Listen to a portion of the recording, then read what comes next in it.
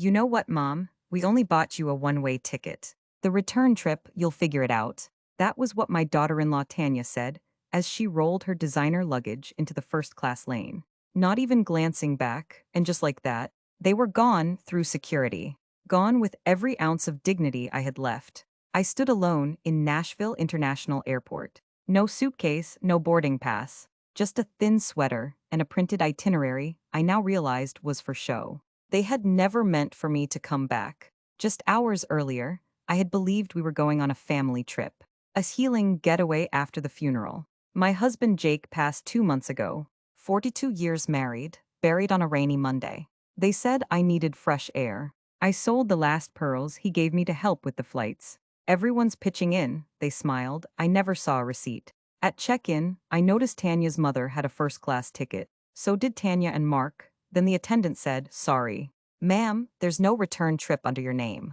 I turned around. They were already walking away. That's when Tanya said her rehearsed line. Mark didn't correct her, didn't even look at me. Just adjusted his sunglasses and kept walking. They left me like an old receipt. Used, discarded. I stood too stunned to move. Too proud to sit. The last time I felt this kind of abandonment, I was 9, waiting for a father who never came back. Full circle, only this time I had raised the person who left me. I didn't cry. Instead, I sat on a bench with my back straight and chin high. The world didn't stop. A man with a stroller passed by. Somewhere, a flight to Orlando was boarding. I looked at my phone, not expecting a message from Mark. Just making sure it was still in my hand.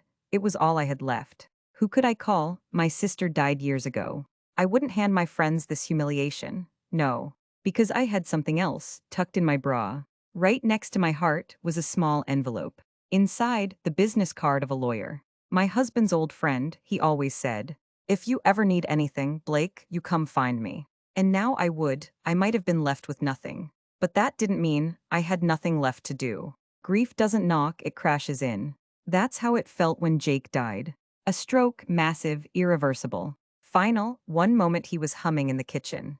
The next, slumped in the hallway with coffee still warm in his hand. 42 years of routines, of raising a son, of losing a pregnancy and trying again. He died on a Tuesday, it rained. After the funeral, I went home alone. His slippers still under the nightstand, his toothbrush beside mine. Weeks crawled by, then Mark came by. "We think you should get away," he said. "Florida, change of scenery." "Don't you think Jake would want that?" Tanya nodded. "Your family," she smiled. And I clung to that word like a life raft. Now, sitting in that airport, I held the lawyer's card. They thought they had left me with nothing. But they had no idea I was headed to meet my lawyer.